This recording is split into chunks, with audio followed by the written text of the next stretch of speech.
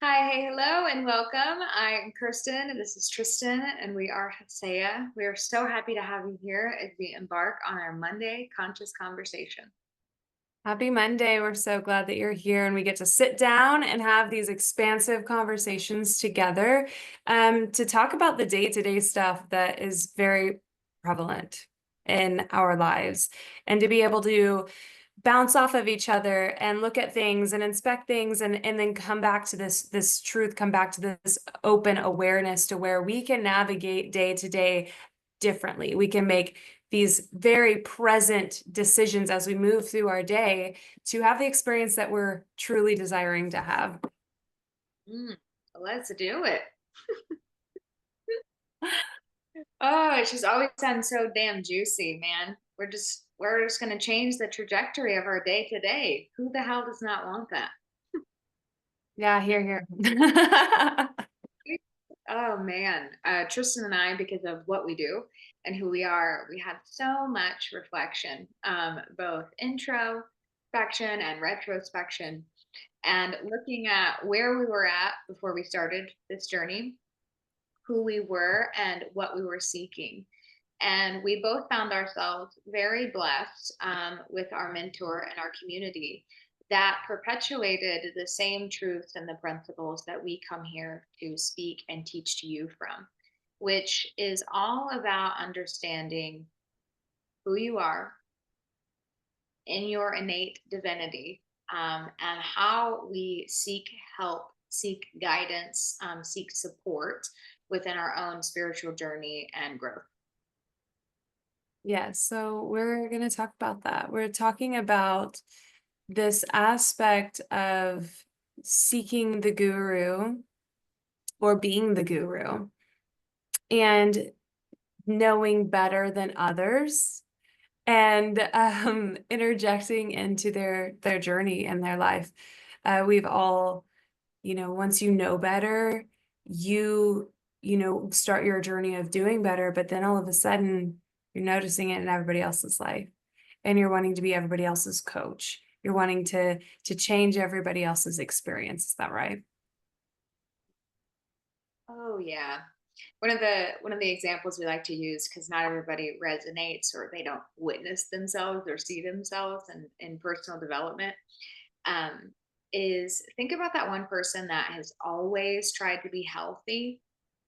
You know, they've tried every single fad, and oh, you've got to do this. Like this works. I've tried this diet. I've tried that, and you witness them do this and their cyclical pattern, and you're like, great job, Karen. Like, you lost 25 pounds. I see you.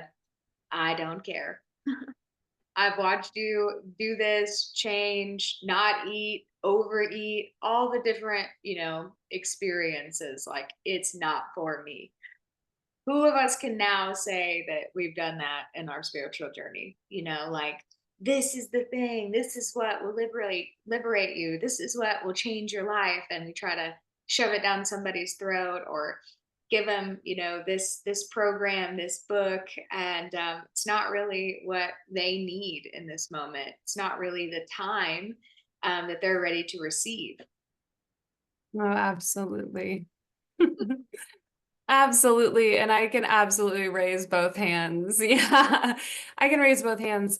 Always, what I try and what works for me. Like I'm like, oh, like you got to try this, you got to do this, especially with my family. Because I'm a seeker all the time. I'm always seeking because I was constantly trying to seek how to feel better, and that's what kept leading me more and more to these experiences of nutrition and supplements and this and all the things that would work for me. But, most of it I would not stick with. It'd be like, hey, I started this week, and then once that first thing's gone, somebody will ask me about it. I'm like, oh yeah, I haven't done that in like 6 months. So I definitely would go through that.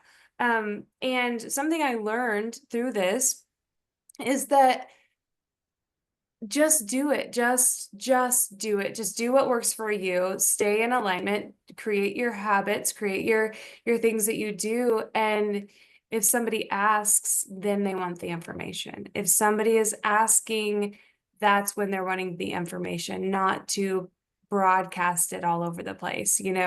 I'm feeling really good. I'm going to be that, just be me. Let my example be that. Let me be that example, I guess you should say. But then you're asking, well, but isn't that what you guys do? Isn't that what you guys do is you coach? You are now putting yourself above those everybody else and saying you need this and being the coach. What would your response to that be, Kirsten? Well, there's a specific distinction that we teach and we talk about that we need to bring up, which is recognizing cause and effect. When we engage in coaching, when we put ourselves in this business from the root, it's been of the dismantling of codependency within the coaching and client dynamic. All we are here to do is to help guide you as you recognize, uncover, reconnect to whatever, semantics we want to give it to become your own embodied practitioner. But kind of starting this call when we were talking about us being blessed to be where we were, we had other mentors and coaches in the past that didn't come from that energy, that space, that intention. It was very much, I've lived this, I've been through this, I know better. Now you do this and you do this and you do this. And I promise you, this is where you'll be. This is what this will look like. We've had those experiences versus I see, I hold you, I know you as whole and complete right here, right now. If you see any of our marketing or any of our stuff, there's pain bodies in there. It's designed to meet you where you're at. But the root of our teachings and what we actually offer from the get go is for you to be recognized not as the victim, not as the client, not as something that needs to be fixed or healed, but as the I am, all that you are, whole, perfect, complete, spiritual practitioner. Literally, there's so many different names that we can give it, but basically that you have everything that you need. Another what I'm seeing in my mind is a baby. A baby in itself, its divine intelligence has everything that it needs. But if a baby was left to its own devices, it would not survive. It needs to be given nutrients. It needs to be protected. It needs to be nurtured. That's kind of the difference, I would say, of who we are and what we do is simply nurturing you on your spiritual path, whether you're a baby or an adolescent, to help you get to the space in which that you're desiring to be. Not because you need us, but because it doesn't have to be this experience of being alone or having continual suffering or just feeling like you're missing the mark all the time. Yeah, absolutely. And one of the things you'll hear us say is we do not give advice. And that I think was the most confronting thing for many people is, well, I need a coach to tell me what to do. I remember going through my spiritual journey and navigating my tough relationship that I was experiencing and not knowing what to do and feeling super lost, but feeling super miserable and being like, I need somebody to tell me what to do. And that was for somebody else to make the decisions in my life because I felt powerless. I felt, I guess, a victim to circumstance and wanted somebody else to tell me what I needed to do, the right decision, because I didn't know. And it makes me laugh so hard to think about that because I just said, I just need a life coach. I just need somebody to tell me what to do. And here I am, and I can't give advice. As spiritual practitioner and the ethics that Kirsten and I hold and have committed to is we cannot give advice because who are we to know what's best for you? Okay. Now you're like, then what the hell are you doing? We are here because of the journey we've been on. the tools that have worked for us, but these tools are universal because they come back to the self-exploration of individual truth. We will not tell you what your truth is, other than the absolute truth of who you are. And we are committed to, as practitioners, to only see you as that, only ever see you as that. And so the power of praying with us is our constant prayer of our own minds of how we see you and who we show up as, to hold you in your individual processes that are processing you back to your own truth. That's all we do. But we have done the work and done the work and done the work and done the work to be in a space that ethically can hold you in these processes of self-exploration without implanting a limited idea of who you are and giving you advice to who we think you are. This is this is why I will tell you that we're not a top tier coaching industry that's making billions of dollars with all of these coaches and all of these things right now, because of the organics of we are just guides. We are just guides. We don't know better than you. We don't.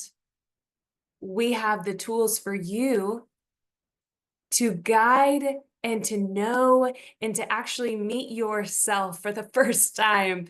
And we're here to guide you along that, because what we have are the tools, and our programs are not designed for you to need us for the rest of your life. So we don't hook you and keep you, because that is out of ethics. We are here to hold your hand and hold you in process, so you learn these tools and you move beyond even what we can do. You know, what did Jesus say, right? And we were just talking about this, so this is funny, but it's like all these things that I can do, you can do, and so much more. That is the true alignment of not being in codependencies with your clients, with your subjects, with your whatever it is that gurus, say they have their followers and all of these things. That is true alignment of understanding who we all are together. And let's use these tools. Let's master these tools together. Let us be your guides. That's where we're at. That's what we do. That's truly from our heart, how we show up every day to session and to this community. We're Oh, bringing up advice. There's something else that we can educate on, expand upon. First of all, if you find yourself interested in the subconscious minds, the creative process, we really invite you to sink into our masterclass. We get into this and teach it. It's a smaller amount of investment, if you will, if you're not ready to invest in our 12 module course that really talks about all this stuff. There's an important thing to understand when you receive advice from somebody, when you receive insight, spiritual intuition, psychic ship, whatever we want to call it. While Tristan and I are committed to being in practice, to having ourselves opened up to collective consciousness, to one mind, to God, to the Christ within, we have our own perception and lens in which we view and experience life through. So when she says, "Who am I? Who are we?" We are nobody in the realm of you and your life and your connection, your creation to divine. Period. Nobody is. So think about any time that you've given advice to somebody, you've projected what you're seeing, what you're thinking, or you've had that done unto you. And then you watch something just go up in flames.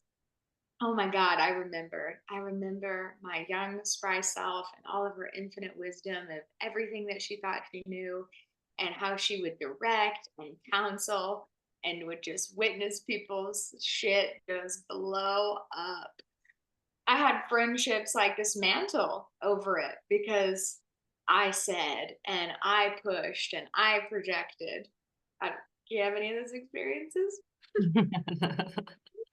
So Yeah. thinking, just trying to expand in a way in which you guys can understand this on a deeper level too. Um, how much are you opening up your life and the direction of it from somebody else, where you're not even entering into an exchange from a coach or a mentor, any of that, but you're just walking around waiting for somebody else to tell you what to do? And is that working? Does it feel good? Ultimately, you know what's best for you. And there's no purer connection and understanding of where Christ's Spirit is leading you than within your heart, within your mind. Mhm. Such a beautiful conversation, Kirsten. I'm grateful that you brought this to the table. This this conversation about, this being somebody's guru and getting in the way of their spiritual growth and learning, when we implant or place ourselves in that knowing best. And so we felt it on our hearts that we really needed to address this at every level.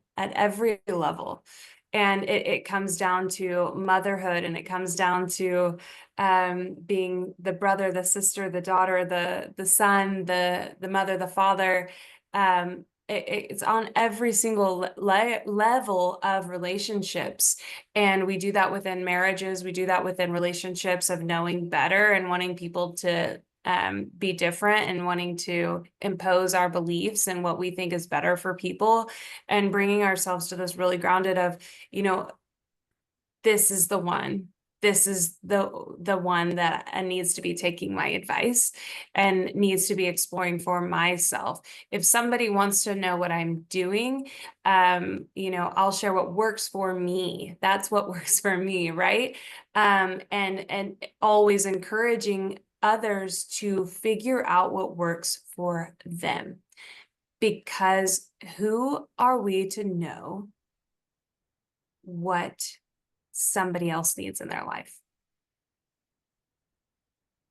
or have the advice for what they should be eating, what they should be doing, because all of us are so unique. All of us are so unique and have our own experiences. The only thing that any of us need is to know ourselves. And that is absolutely what Kirsten and I do. That's it. We have the tools and the processes to allow your self revelation to know yourself, not what we think you are, what you should be doing. You to know yourself. Who here is confident enough to know themselves and what they should be doing? Because I sure as hell was not confident enough, because I was Miss People Pleaser, Miss Chameleon. Those were my main identities: to fit in, to survive. Now I'm very confident in who I am and what works for me, and live to my own damn freaking tune. And if anybody knows me, they know this to be true. And that is something that has taken a lot of work to get to and be okay with. And along the lines, I tried to know best for everybody else also. So that was what this conversation was about today. And it's such a beautiful conversation. Like I said, thank you, Kirsten, for bringing this to the table to talk about. And if anything comes up for you guys to talk about this quarter, especially, we're talking about relationships. So get the questions in. We're going to have a post for questionnaires and ideas or whatever you guys have going on. Get them into us, and we will sit and play and see what Spirit has to say. Because I tell you what, we always are surprised by how Spirit moves through us and what information needs to be heard for all of us, because we're usually like, that was good. That was good. I needed to hear what came out of my mouth, like, so we love these conversations. They're not only for the community, they're for us too. And we enjoy them so deeply. I didn't hear that. We do love you. Have a great day.